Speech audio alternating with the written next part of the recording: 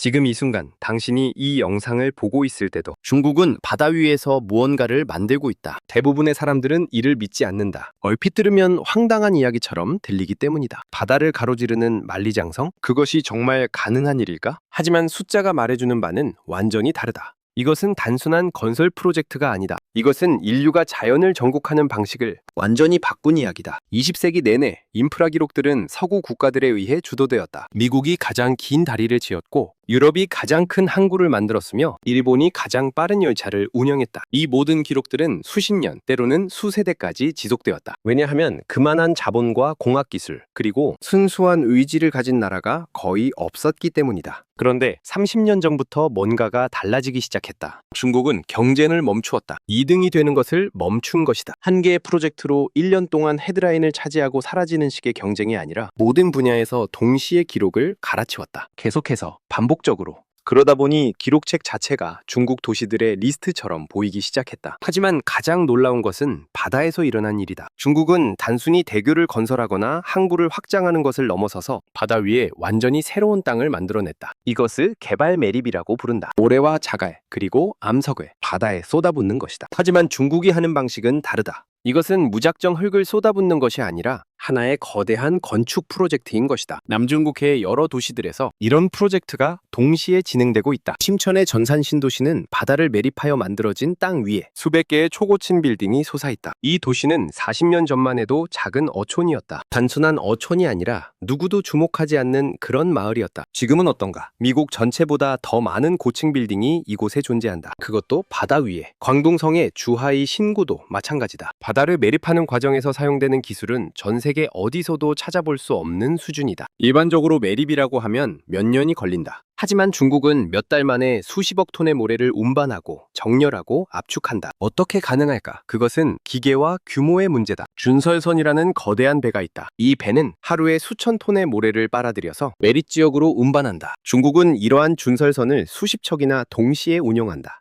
다른 나라들이 한 척으로 1년을 버티는 작업을 중국은 수십 척으로 몇 주 안에 끝낸다. 속도에서의 차이는 단순한 기술 문제가 아니다. 이것은 전략의 차이다. 매립 위에 도시를 짓는 것은 또 다른 도전이다. 바다 위의 땅은 일반적인 토지와 다르다. 지반의 압축력이 매우 약하고 지반이 침강할 위험이 있으며 또한 지진 발생 시 매우 취약할 수 있다. 일반적인 건축 기준으로는 고층 빌딩을 지을 수 없다. 그래서 중국의 엔지니어들은 새로운 기술을 개발했다. 말뚝을 수백 미터 아래까지 박아내리고 수백 미터 아래까지 말뚝을 박아내리고 특수 콘크리트를 사용하며 실시간으로 건물의 침강을 모니터링하는 센서 시스템을 설치했다. 고성능 센서 시스템을 설치했다. 이 모든 기술이 완성되자 일어난 일은 놀라웠다. 심천의 바다 위에는 이제 500미터가 넘는 초고층 빌딩이 당당히 서 있다. 500미터다. 그 안에는 주거지, 사무실, 호텔, 쇼핑몰, 학교, 병원이 모두 있다. 사람들은 엘리베이터를 타고 올라가다 보면 이곳이 인공적으로 만들어진 땅 위에 지어졌다는 사실을 잊어버린다. 마치 처음부터 그 자리에 있었던 것처럼 느껴진다. 하지만 진짜 어려운 부분은 이제부터다. 하나의 빌딩을 짓는 것도 어렵지만 수백 개를 동시에 지으면서 모든 인프라를 연결하는 것은 완전히 다른 차원의 문제다. 도로, 철도, 전기, 수도, 통신망 이 모든 것이 동시에 매립지 위에서 작동해야 한다. 그리고 매립지는 계속 침강한다. 2cm씩 계속 아래로 내려간다. 중국의 엔지니어들은 이 문제를 해결하기 위해 모든 파이프와 케이블을 조정 가능한 마운트에 설치했다. 마치 배의 갑판에서처럼 모든 것이 움직일 수 있도록 설계되었다. 거대한 도시 전체가 마치 살아있는 유기체처럼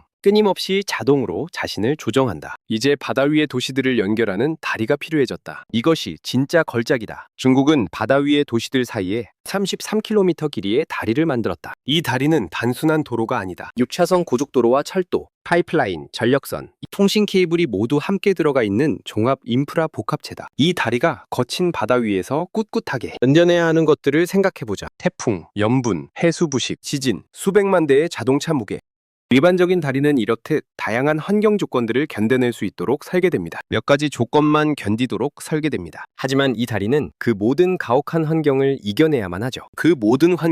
이겨내야만 하죠. 그래서 사용된 재료부터가 남다릅니다. 우선 콘크리트입니다. 염분에 강한 특수배합이 적용되었죠. 장철 역시 항공우주 산업 수준의 초고강도 품질을 자랑합니다. 마치 항공모함을 건설하는 정도의 고도의 기술이 이 다리에 투입된 것입니다. 하지만 가장 놀라운 것은 바로 건설 속도입니다. 정말 빠르죠? 이 33km에 달하는 거대한 다리가 완성되는 데 걸린 시간은 놀랍게도 단 8년밖에 걸리지 않았습니다. 기적 같은 일이죠? 현대 토목공학이 만들어낸 기적과도 같은 현대 토목공학이 만들어낸 최고의 결과물이죠. 감사합니다. 다른 나라라면 이 다리를 설계하고 승인받는 데만 그 정도 시간이 걸렸을 것이다. 어떻게 이런 속도가 가능했을까? 그것은 프리팹이다. 다리의 모든 세그먼트가 공장에서 미리 만들어졌다. 거대한 해양 플랫폼에 수천 개의 콘크리트 세그먼트가 제작되었고 특수 선박으로 현장에 운반되어 설치되었다. 마치 거대한 레고 블록을 조립하는 것처럼. 하지만 각 블록의 정밀도는 1mm 수준이다. 그리고 이 모든 작업이 바다에서 이루어진다는 사실을 잊지 말자. 지상에서는 기계를 쉽게 배치할 수 있지만 바다에서는 모든 것이 배 위에서 이루어져야 한다. 풍랑이 심한 날은 작업을 할 수 없다. 하지만 중국은 대형 작업선들을 투입하여 바다의 파도까지 통제했다. 음파를 이용하여 현장 주변의 파도를 약화시키는 기술까지 개발했다. 이제 더 깊은 바다로 나가자. 중국이 건설한 것 중에 가장 보전적인 프로젝트들은 실제로 보이지 않는 곳에 있다. 해저 터널이 그것이다. 싱천과 홍콩을 연결하는 해저 터널은 거의 2km의 거리를 바다 아래로 뚫었다. 무려 2km라는 엄청난 거리입니다. 땅 위에서 터널을 파는 것도 어렵지만 바다 아래에서는 완전히 다르다. 해수 침투, 이동하는 모래층, 암석의 변화, 그리고 수심의 압력. 이 모든 조건이 동시에 작용한다. 터널 굴착기가 부서질 수 있고 작업자들이 감압병에 걸릴 수 있으며 해수가 갑자기 터널로 흘러들어올 수도 있다. 이것은 극도로 위험한 프로젝트다. 그런데 중국이 이 프로젝트를 성공시킨 방식은 더욱 인상적이다. 특수한 보호장치 없이는 불가능한 이 작업을 자동화 기계와 실시간 모니터링 시스템으로 거의 완전 자동화했다. 인공지능이 해석한 지질 데이터를 바탕으로 굴착기가 스스로 방향을 조정한다. 100년 전 같은 작업이라면 수백 명의 노동자가 목숨을 걸고 해야 했을 일을 몇십 명의 엔지니어가 화면을 보며 관찰하며 진행했다. 해저 터널이 완성되면서 동시에 시작된 것은 수중 도시의 상수도 시스템이다. 바다 위의 도시에는 물이 필요하다. 하지만 해수는 마실 수 없다. 그래서 중국은 대륙에서 바다 위의 도시로 거대한 수도관을 깔았다. 이 파이프라인은 단순한 물 운송 장치가 아니다. 그 안에는 압축된 공기 시스템도 있고 온도 조절 장치도 있으며 실시간 수질 모니터링 센서도 있다. 물론 파이프라인은 바다 위에 놓인 것이 아니라 해저에 깔렸다. 이 거대한 구조물은 바다의 바닥을 따라 끝없이 이어집니다. 깊은 바다 위의 도시들이 아주 아름답게 펼쳐져 있습니다. 바다 아래 파이프라인으로 연결되어 있다는 것은 매우 오묘한 풍경이다. 위에는 초고층 빌딩과 화려한 도심의 모습이 보이고 자동차들이 있고 분주하게 움직이는 도로 위를 지납니다. 아래에는 우리가 볼 수 없는 또 다른 도시의 신경계가 흐르고 있는 것이다. 전기도 마찬가지다. 우리 삶의 필수적인 에너지가 흐릅니다. 바다 위의 도시들은 엄청난 전력을 필요로 한다. 수백만 명이 사는 도시가 밤낮으로 운영되려면 하루에 수백만 킬로와트의 전기가 필요하다. 중국은 배련과 산동에 거대한 전력 케이블을 바다 밑에 깔았다.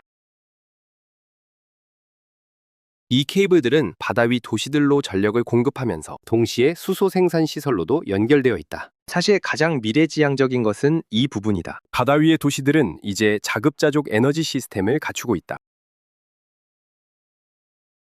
해상 풍력 발전소, 태양광 발전,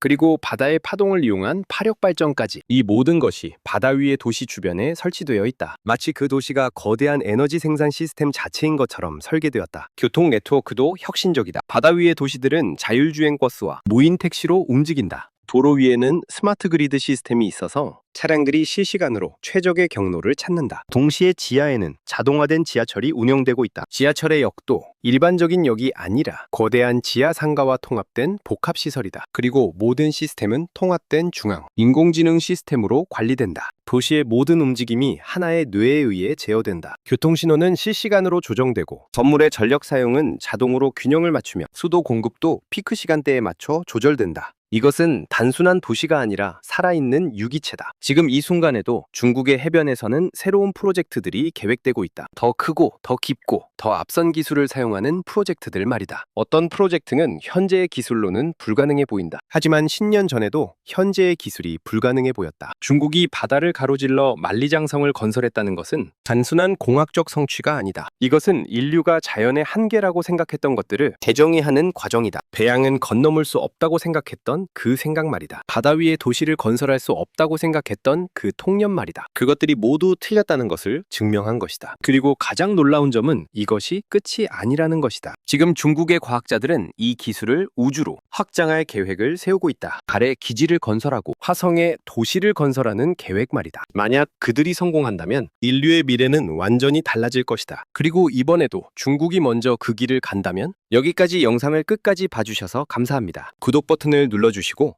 댓글로 당신의 생각을 나눠주세요. 당신은 이 기술들이 미래에 어떤 영향을 미칠 것이라고 생각하십니까? 당신은 이 기술들이 미래에 어떤 영향을 미칠 것이라고 생각하십니까?